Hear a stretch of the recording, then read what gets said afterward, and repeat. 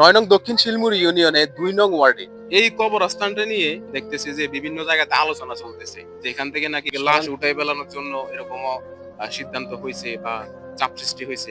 এখন এই বিষয়গুলো নিয়ে একটু বিস্তারিত ভিডিওর মাধ্যমে তুলে ধরো। আমরা জায়গাটা তাদের কাছ থেকে কিনছিলাম 14 সালে। 14 সালে কেনার পরে আমরা তারা কি করছে, আমি নেই না, তারা পুরোপুরি ফ্যামিলির লোকেরা এসে আমি নেই না আমার ঘরে জায়গা বুঝাই দিছে। তারা দুনো ভাই ছিল, আবুতর মজুমদার এবং মোস্তফা মজুমদার দুজনে ছিল। ওইখানে থাকার পরে আমরা দখল বুঝে দেওয়ার পরে আমরা মাটি ভরাট করছি। ভরাট করে এখন আমরা 18 সালে 20 সালে দুইজনে 2 বছরে আমরা দুজন লাশ এখানে কবরস্থান করছি। করার পরে ওই জানাজার সময় তারা ছিল এখানে, কিন্তু তারা কোনো সময় আমার ঘরে বাধা দেয় না। এখন আশেপাশে ঘরবাড়ি হয়ে গেছে, রাস্তাঘাট পাকা হয়ে গেছে। এখন তারা বিভিন্ন আইটেমের ওই সময় কিনছি 14 সালে, এখন 26 সাল।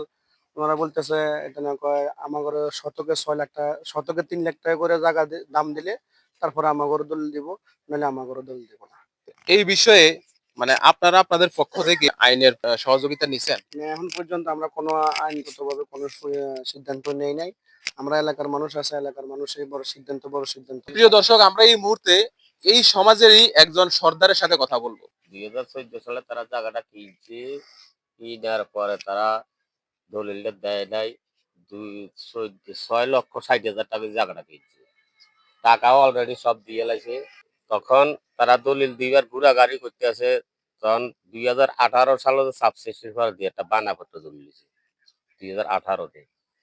18 পরে যায় 18, 19, 20-এ যায় দুটা লোক মাটি দেওয়া হয়েছে। জায়গাটাও কিনছে অলরেডি কবরস্থান লাই, কবরস্থানের জন্য। কবরস্থান লাই কিনছে। এই এটা লোক কিন্তু বহুত মামলা মাধ্যমে তারাই করছে, তারা এখনো মামলা করে নাই। আবুতার মজুমদারে করছে। তো বহুবার আমরা থানা তো গেছি, কোর্টেও গেছি। সিদ্ধান্ত একটাই গ্রামের উপর ফালাইছি, সিদ্ধান্ত তারা এটা মানে না। আবু তাহের গং তাদেরকে কি ডাকাইছেন? তাগর লোক আমরা বহুবার বসা হয়েছি। এই আবুল মাস্টার উদ্যানে আরো অনেক উদ্যান থানাতেও বসা হয়েছি। একবার দিবেন কয়েকবারে বসা হয়েছি। তারা সাইটে আছে যে প্রতি ডিসিমে 3 লক্ষ টাকা করে দিলে এটা দলিল দিব।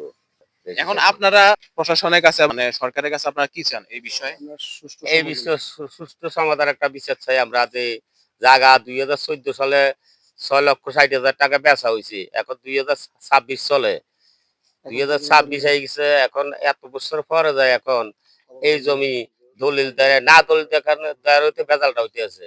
আমরা সুষ্ঠু একটা সমাধান চাই। কি চান? আমরা চাইতে যেটা জেনুইন ভাবে যখন যে দামে কিনছে ওই দামে তারা পয়সা যেন ঝামেলা না করিয়া দুটো জায়গা কিনছে তাদেরকে দুটো জায়গা বুঝিয়ে দাও। বন্ধুগণ, এতক্ষণ ধরে আপনারা যে ভিডিওটি দেখছেন, এখানে অনেক তথ্য আপনারা অলরেডি পেয়ে গেছেন। গ্রামবাসী কি চায় যে এই বিষয়টি সুষ্ঠু একটি সমাধান। আপনারা প্রত্যেকে ভিডিওটি শেয়ার করেন, ভিডিওটি ছড়িয়ে দেন। মুসলমান হিসেবে অবশ্যই আপনি কমেন্টে লিখে জানাবেন যে একজন মৃত ব্যক্তির লাশ যদি কবর থেকে তুলে দেওয়া হয় সেটা কি আসলে ঠিক কিনা, সেটা ইসলামের ভিতরে কতটুকু গ্রহণযোগ্যতা আছে।